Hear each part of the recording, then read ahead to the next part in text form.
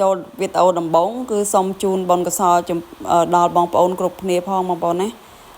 ជនជាតិខ្មែរទាំងអស់សូមចែកបុណ្យចែកកសលជូនបងប្អូនទាំងអស់គ្នាផងថ្ងៃនេះខ្ញុំបានធ្វើម្ហូបគឺទៅវត្តព្រែកអំបិលបងប្អូនណាទៅថ្ងៃទី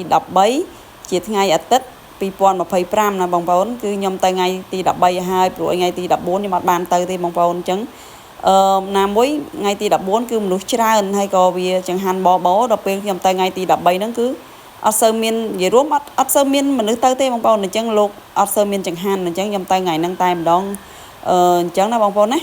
ឥឡូវខ្ញុំស្លអត់បានប្រាប់គ្រឿងអីទេបងប្អូនគឺខ្ញុំដួសឲ្យព្រោះអីខ្ញុំបញ្ញាប់មែនតែនបងប្អូនហើយគឺបញ្ញាប់មែនតែនគឺស្ងោស្ពៃកំប៉ុងជាមួយឆ្អឹងជំនីជ្រូកបងប្អូនណាហើយរួចហើយក៏មានឆាមួយមុខទៀតដែរនេះខ្ញុំរៀបចំដួសដាក់ស្រាក់ហើយទៅហើយបានដួសជូនអ្នកមានគុណតាមក្រោយបងប្អូនហើយរួចហើយនេះគឺខ្ញុំឆាកាណាឈើជាមួយនឹងសាច់ជ្រូកបងប្អូនណាគឺឆាកាណាឈើជាមួយសាច់ជ្រូកអានឹងបានពីរមុខហើយយើងក៏មានឪឡឹកមានអីអញ្ចឹងធ្វើជាបង្អែមអញ្ចឹងបងប្អូនណាហើយក៏មានក៏ថារៀបចេញទៅហ្នឹងក៏នឹកឃើញហ្នឹងថតឲ្យបងប្អូនមើលតិចសិនទៅហើយគឺសូមជូនបងជូនកសលផងបងប្អូនណាឲ្យបានស្មើខ្ញុំដែរបងប្អូនណាហើយក៏ចេញទៅខាងក្រៅគឺមេឃវាក្តៅមែនទែនបងប្អូនហើយម៉ោង9កន្លះហ្នឹងគឺនៅចាំគ្រួសារខ្ញុំគាត់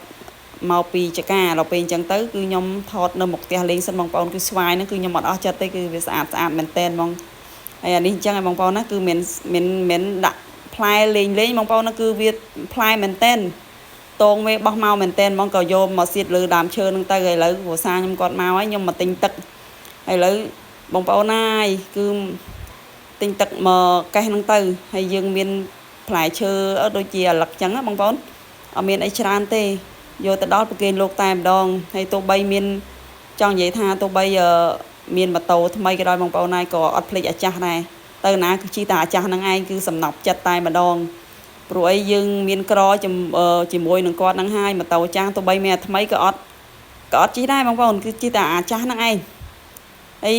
មកដល់វត្តហើយបងប្អូនណាគឺកន្លែងលោកតាគឺរៀបចំបានល្អណាស់គឺស្អាតមែនតែនគេរៀបចំអត់ទាន់ហើយទេមានក្អមមានអីបងប្អូននេះគឺវត្តព្រែកអំបិលស្រុកស្អាងខេត្តកណ្ដាលយើងនឹងឯងនិយាយរួមទៅគឺថា